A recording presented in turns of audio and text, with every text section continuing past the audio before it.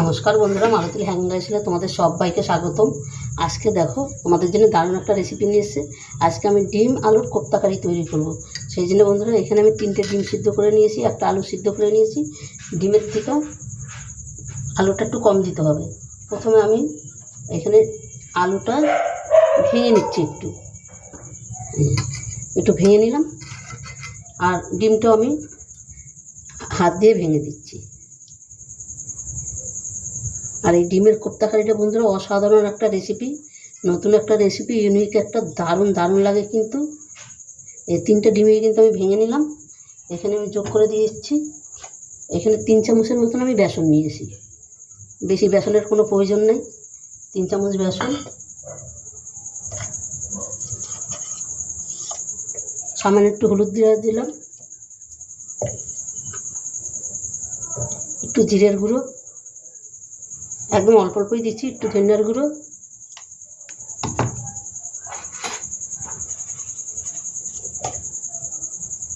দিয়ে দিচ্ছি কাশ্মীরি লঙ্কার গুঁড়ো। এখানে দিয়ে দিচ্ছি দেখো পেঁয়াজ, একটা বড় সাইজের পেঁয়াজ আমি কুচি করে নিয়েছি একদম, কিছু কাঁচা লঙ্কা, ধনেপাতা কুচি। পাশে কুকুর পোষে তো ভীষণ জ্বালায়, তোমরা কিছু মনে করো না বন্ধুরা, কিছু করার নেই। এখন একটু দিয়ে দিচ্ছি গরম মশলা,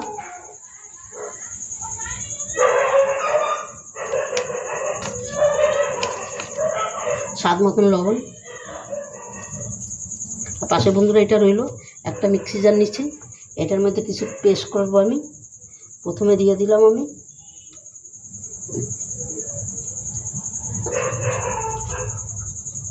এখানে একটা পেঁয়াজ নিলাম, দেখো পেঁয়াজটা একটু বড় বড়ই করে কেটে নিয়েছি। 1 ইঞ্চির মতন আদা, কয় কোয়া রসুন,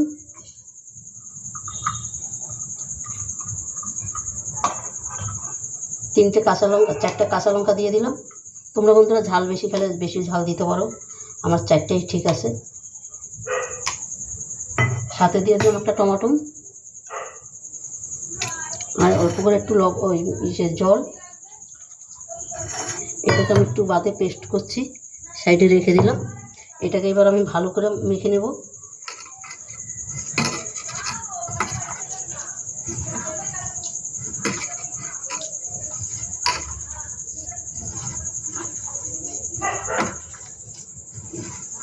এটা মাখতে কিন্তু বন্ধুরা কোনো জলের কোনো প্রয়োজন নেই। এরকম মাখা কিন্তু কমপ্লিট হয়ে গেছে, কোনো জলের কোনো প্রয়োজন নেই। এবার আমি মিক্সিতে ওই পেস্টটা করে নিয়ে আসি বন্ধুরা। এটা 5 মিনিট থাক এভাবে। এটা কিন্তু মাখা পুরো কমপ্লিট, এটা কোনো জলের আর কোনো দরকার নেই। বন্ধুরা দেখো কোপ্তা কারিটা বানানোর জন্য আমি কড়াইতে তেল দিয়ে দিয়েছি। এবার হাতে একটু আমি তেল মেখে নিচ্ছি, এই হাতে একটু তেল মেখে নিলাম। এবার কোপ্তাটা আমি এক এক করে বানিয়ে ভেজে নেব।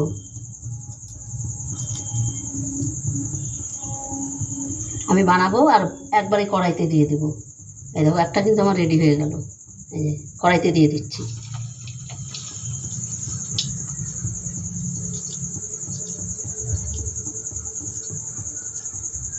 এই দেখো আরেকটা কিন্তু রেডি, এটাও কড়াইতে আমি দিয়ে দিচ্ছি।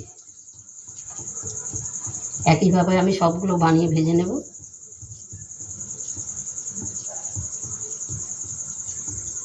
এই দেখো বন্ধুরা,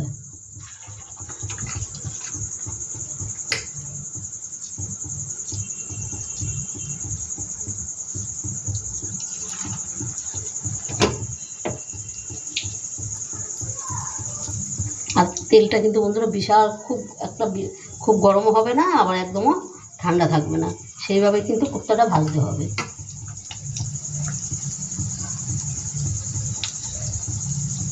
এই দেখো আমার 6টা হয়ে গেল কিন্তু, একদম ঝামেলা ছাড়া, একদম সহজ পদ্ধতিতে একটা রেসিপি, দারুণ একটা। এই ডিম আলুর কোপ্তা কারিটা কিন্তু অসাধারণ লাগে বন্ধুরা।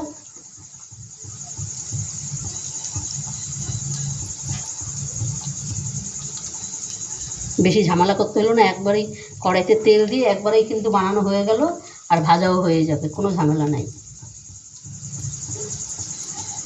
তো তোমরা তো অনেক ধরনের কোপ্তাকারি করে খাও অনেক কিছু দিয়েই, কিন্তু এই কোপ্তাকারিটা একবার করে খেয়ে দেখবে, অসাধারণ লাগে কিন্তু।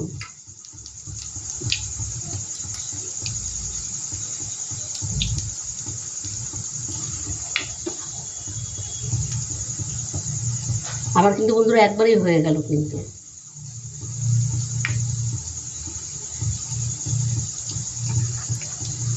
একবারে হয়ে গেল, আর দুটো হবে, একবারে রেডি করে নিই।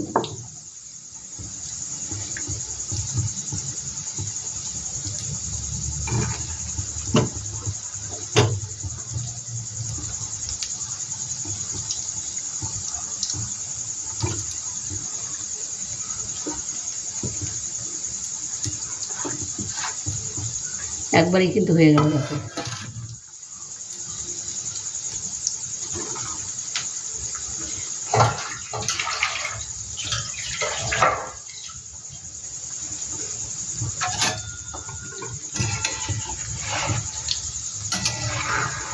দেখো বন্ধুরা, একটাও কিন্তু কড়াইতে লাগেনি, কত সুন্দর হয়েছে দেখো।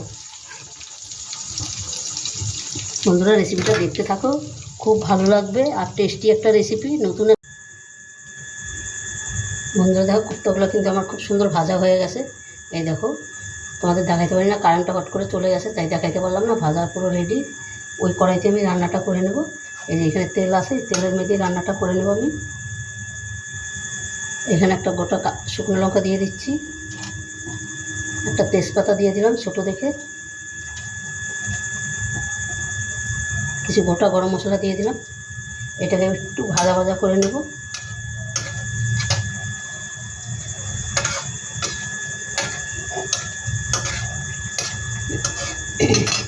দিয়ে দিচ্ছি পেস্টটা, যে পেস্টটা আমি তৈরি করেছি।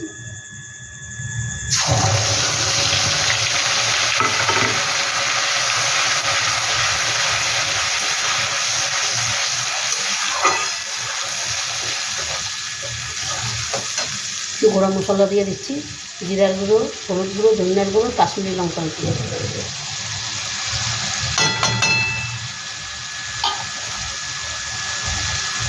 দিয়ে দিলাম আন্দাজ মতন লবণ। এটাকে এবারে ভালো করে একটু আমি কষিয়ে নেব।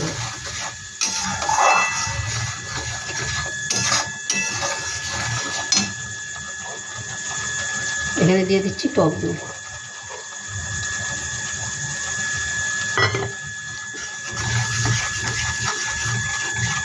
এটাকে একটু সময় নিয়ে আমি কষিয়ে নেব।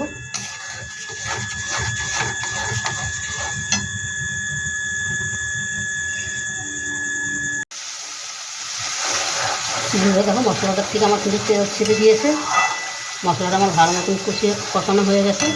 এবার আমি একটু জল দিয়ে দেবো। দইয়ের বাটিটা ধুয়ে আমি জল দিয়ে দিচ্ছি।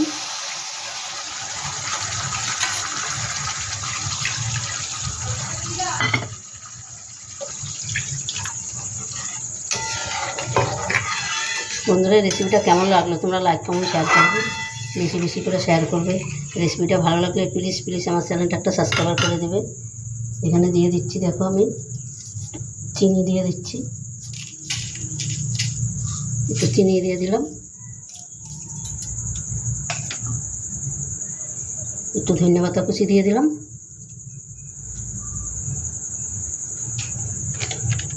কেন কোপ্তা দিয়ে এটাকে বেশি জাল দেওয়া যাবে না। দিয়ে দিলাম গরম মশলা।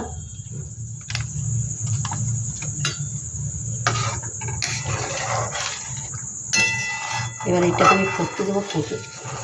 একটু ফুটে আসলে কোপ্তাটা আমি একদম আস্তে করে দিয়ে দেবো, কারণ কোপ্তা দিলে আর জাল দেওয়া যাবে না।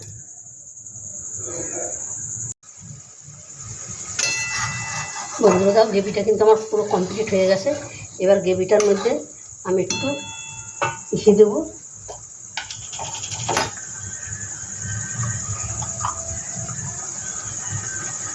দেখো 1 চামচ ঘি দিয়ে দিলাম। বন্ধুরা অসাধারণ কিন্তু একটা রেসিপি, তোমরা একবার হইলে এই রেসিপিটা ঘরে ট্রাই করে দেখবে, দারুণ দারুণ লাগবে কিন্তু। এবার কিন্তু এটা আমি এই কোপ্তার মধ্যে আমি ঢেলে দেবো। গ্যাসটা আমি অফ করে দিলাম।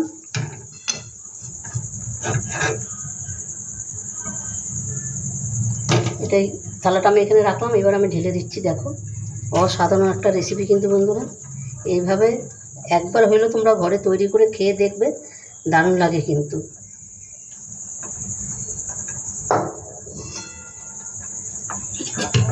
দেখো বন্ধুরা কতটা সুন্দর লাগছে, এতটাই দারুণ, মানে বিশাল একটা লোভনীয় জিনিস। আর এই কোপ্তাকারি তো সবারই খুব ভালো লাগে খেতে। এটা এতটাই নরম হয়েছে, আমি যদি কড়াইতে দিই কিন্তু এটা ঠিকঠাক থাকবে না, নামাইতে পারবো না, ভেঙে যাবে। এই উপর দিকে একটু ধনেপাতা দিয়ে দিলাম। বন্ধুরা রেসিপিটা ভালো লাগলে তোমরা লাইক কমেন্ট শেয়ার করো, বেশি বেশি করে শেয়ার করবে প্লিজ প্লিজ। আমার ইউটিউবে নতুন বন্ধুরা থাকলে আমার ইউটিউবটা সাবস্ক্রাইব করে দিবে। আর দেখো কতটা সুন্দর হয়েছে বন্ধুরা, আমাদের কি বলবো, অবশ্যই ঘরে এইভাবে করে খেয়ে দেখবে। যারা ডিম না খায়, আলু না খায়, তারাও খাবে বন্ধুরা, অন্তপক্ষে একবার এইভাবে করে দেখবে। তবে বন্ধুরা আজকে আসছি, কালকে আবার দেখা হবে নতুন কোনো ভিডিও নিয়ে। তোমরা ভালো থেকো, সুস্থ থেকো, টাটা, বাই বাই।